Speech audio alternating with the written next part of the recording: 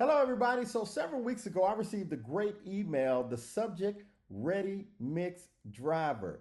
Obviously embedded in this email, first question, what is a ready mix driver? And then the other question was, how do one get into the industry? What type of experience do you need? Do you need experience? What type of commercial driver's license do you need? Class A, Class B? Do I need endorsements? Do I even need to have a commercial driver's license? Have I done it before? What is the industry like? Do the day in the life of a ready mix driver. How much money can you make? Should I be an owner operator or company driver? All great questions. And if any of these questions have piqued your interest, you're going to want to stick around for this video.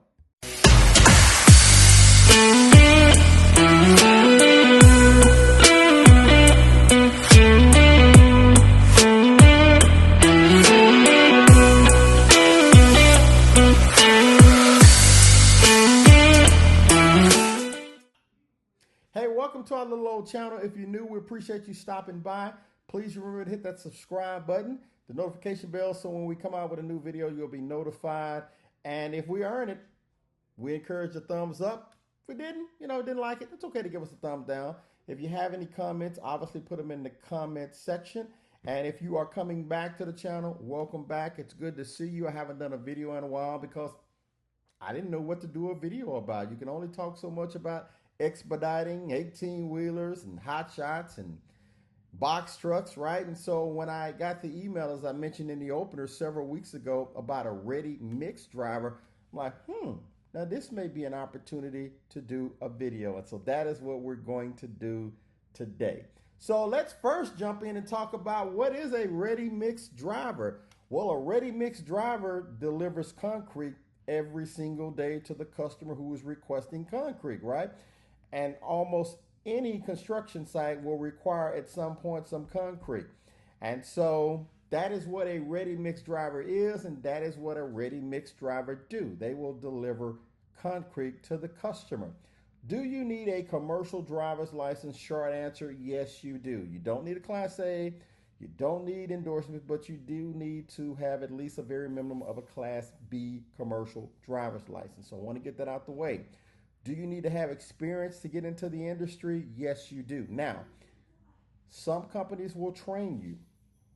Some of the bigger companies will actually train you.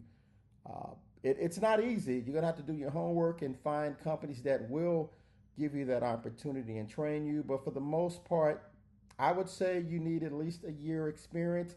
Some companies will take 6 months. Now, the reason being, this job can be dangerous. In my opinion, it's a very easy job, a very rewarding career, but the truck can be dangerous. So if you've ever been driving and you saw a truck that had in the middle of it looked like a bowling pin, that's it right there, yeah. Embedded in that bowling pin, and by the way, it's called a drum, but embedded in that or inside of that drum is your concrete, and it's spinning as you go down the road. So you can imagine turning can be very dangerous. I've seen trucks tip over going 15 miles an hour into a curve. And so you need to be trained on how to operate that truck with that concrete. Now, when you pull out, totally different ball game. It's there's nothing back there spinning. It's lighter, but you need to know how to drive that truck. So it can be very dangerous and very easy to tip over, and I wouldn't want you to hurt yourself or anybody else. So you need training, but there is companies out there that will train you on what to do. Now let's talk a little bit about the day in the life of a ready mix truck driver. Every day, just like any other trucking business, you're gonna go in, you're gonna pre-trip your truck. Once you do that, make sure your equipment is working properly. We'll talk about that equipment. You get a ticket. A ticket is basically gonna tell you what type of slump you're gonna need to take to the customer. And you back up, you get loaded. What is a slump? All right, let's try to figure out how I want to explain what a slump is. And by the way, for those who are in the industry, have done it, feel free to jump in the comments. I've done it, but probably not as long as some of you veterans out there. But so let's think about oatmeal. We've all had oatmeal, right? some people make it with water, some people make it with milk. So let's say you put some oatmeal in a pot and you add very little water. When you start stirring, it's going to be very thick, very thick. Now, if you add a lot of water or a lot of milk, now it's kind of thin and runny, right? So when you talk about slump, 1 inch slump, 2, 3, 4, 5, up to 10, well, the bigger that number is, the wetter that slump is. Does that make sense? So if it calls for 8-inch slump, that's pretty wet. If it calls for a 3 or 4-inch slump, pretty dry. I've seen typically 4-inch slumps, 5-inch slumps on up. Hadn't seen the 2 and 1. And typically you're going to get loaded with 10 yards. That's the max. Now, there are some trucks that may take 11 or 12, but typically 10 yards. Okay? So the experience is understanding what a 4-inch slump look like, what a 5-inch slump look like. How do you make a 4 into a 5? How much water you need to add, because you're adding water to make that slump wetter. So let's say, I'm going to use the example of I got a ticket and it says, hey, Kenny, the customer is requesting a 4-inch slump. Okay. Got a 4-inch slump, right? When I get to the job site, I may get tested. And if I'm too wet, let's say I showed up with a 7-inch slump. They may deny me, reject me is what they'll say. You don't want that. So you always show up with what's on your ticket, what the customer asked for. You got customers, then you got workers, and we'll get to that. So you show up with a 4, they don't test you. If it's a pump job, we'll get into the 2 types of job, which is pump or flat, AKA tailgating. But let's say this is a pump job. You simply back up to the pump and you pour it out. When you back up, you got a 4, they may say, hey, they want an 8-inch slump now. You got a 4. So, well, no, let's take that back. Let's say they want a 7-inch slump. You got a 4. So what is that? 10, 20, it's about 30 gallons, okay? So if you got a 4-inch slump and you need a 7-inch slump, so I would say 10 gallons to make a slump. So 10, 20, 30. So you got a 4, you add 30, now you got that 7-inch slump, right? That makes sense? Okay. I'm going to show you some videos of pump work, and I'm going to show you some what we call flat work, tailgating. You'll see that as well. As a matter of fact, let's do that now. Let's take a look.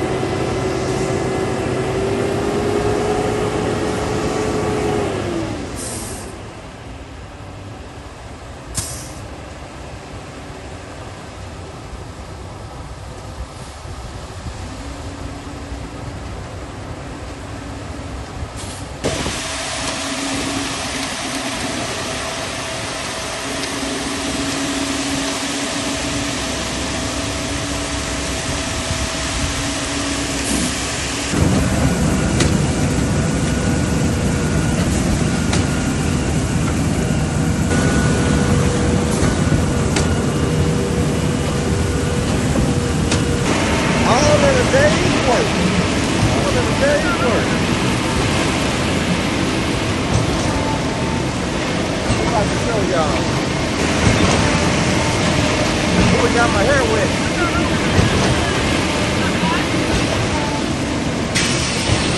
It's always good to have fun while you work.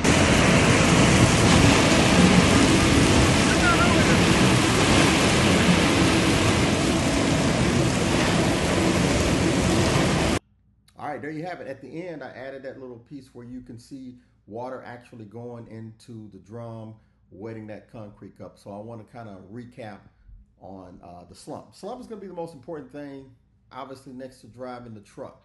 So again, the higher the number, the wetter the slump is.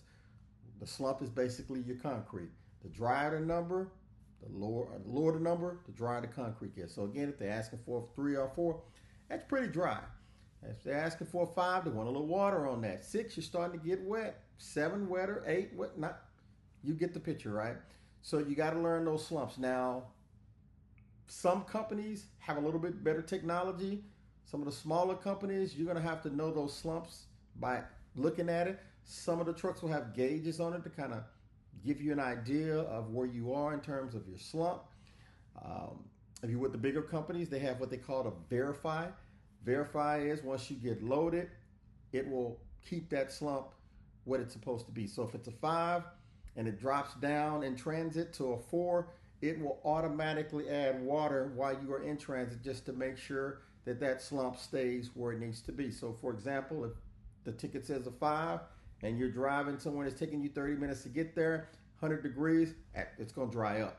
So a verify is going to add water to that concrete to keep it at that 5. Does that make sense? So when you get to the job site, if they happen to test you, you're going to be a 5.